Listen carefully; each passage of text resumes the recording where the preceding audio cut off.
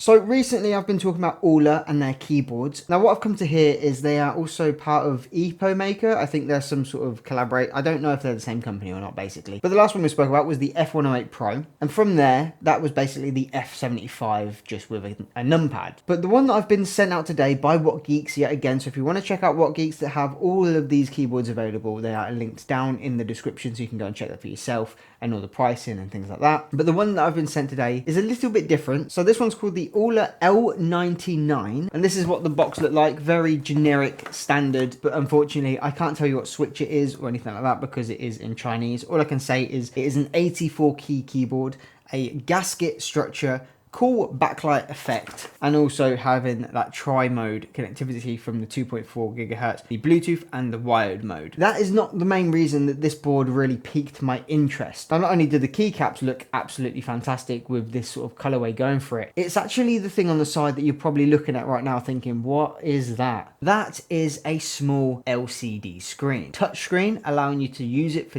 different functions. You can also change the background, you can have GIFs, you can have the clock, you can have a calculator, or a numpad, even a timer to give you focus mode for 25 minutes, or you can set it to different ones if you want to. Now when it does come, it is in Chinese, but it's very simple to actually figure out how to get into the English language. You go to settings, go down to the little world symbol, and there's only two languages. That is, I believe, Chinese or Mandarin, whichever one it is, and then English. That is it. There's only two languages on here, so if you are from a different speaking country, unfortunately that's not really going to help you out. But for me, I think that was the main thing that really did pique my interest. Also, these keycaps having this absolute fire colorway from the white and purple, but the purple being this sort of translucent ice gem theme. I don't even know what to call it. It just looks bloody awesome. So you can actually see through them and see the switches and also the stabilizers, and the switches being these weird like brown switch. Okay, so I can sort of see a name on the switch, Huano.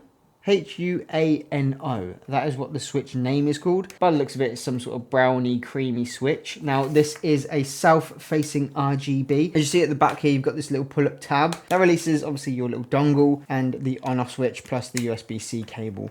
Now, once it is turned on, colorways do their thing. You can obviously use that screen to change the color effects of the keyboard and everything about it. But I forgot to mention one of the best features about the screen. It is also a touchpad. So if you want to use this for your productivity needs, you don't even need a mouse on your desk anymore. Now, obviously talking build quality, it's got a little bit of flex in that case, but that is to be seen in a plastic case. Most cases have got a little bit of flex. I think with this one though, because it's so bulked out, it is very limited on that flex. It feels quite sturdy, to be fair. Unlike others that I have bent and they felt like they were gonna snap, this doesn't have that feeling, which is nice. The only bit of metal I can see at the moment is this weird plate that has no purpose at all. Does it have a... Yeah, it's also...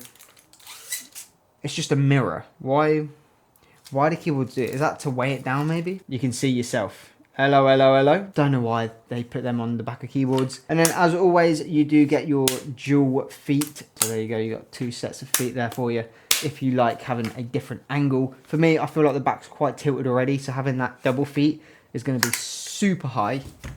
Yeah, it really is. That's going to give you some serious wrist cramp, I think. There's another little bit of metal there on the front saying AULA. AULA is absolutely killing it when it comes to keyboards, but there's one thing I've been keeping a secret until now. This keyboard actually has a built-in speaker. But what is that real function for? That is so you can hear key presses on this touchpad here, if I show you. It says that you can change the typing sound, but all three of them sound the exact same. There is also an alarm sound on here, so if you have a timer for focus mode, it will let you know when that timer is up. Now, it is a very gimmicky feature, don't get me wrong, but it's also quite reliable if you are in absolute focus mode and need to get your work done. That's quite a decent feature to have, to say, right, I'm going to sit down for 25 minutes, smash out some work. Once 25 minutes is up, go and get a drink. Whatever you're going to do. To have that on a keyboard, I'm quite impressed. I'm not going to lie. So overall, would you grab this keyboard, not only for the keycaps, the little screen, the little speaker, but the fact that it's hot swappable, as many keyboards are now, and it doesn't actually sound that bad. So we're going to jump into the sound test for the end of the video. But I just want to say a massive thank you to Whatgeek again for sending this out. And AULA, keep smashing out these keyboards because I'm loving the fact that this has multifunctional screen. I wonder if though we could try and get one that's got sort of like the virtual Elgato on here. But if there's anything that you want to know about this keyboard that I might have missed in this video, please let me know in the comments below. Or if you'd go and grab one of these yourself, let me know what style you would go for or what you'd like to see on that touchpad. But other than that, my name's been Callum, AFK. AFK standing for another freaking keyboard. Capture, create, captivate, and I'll see you all in the next video. Time for a sound test.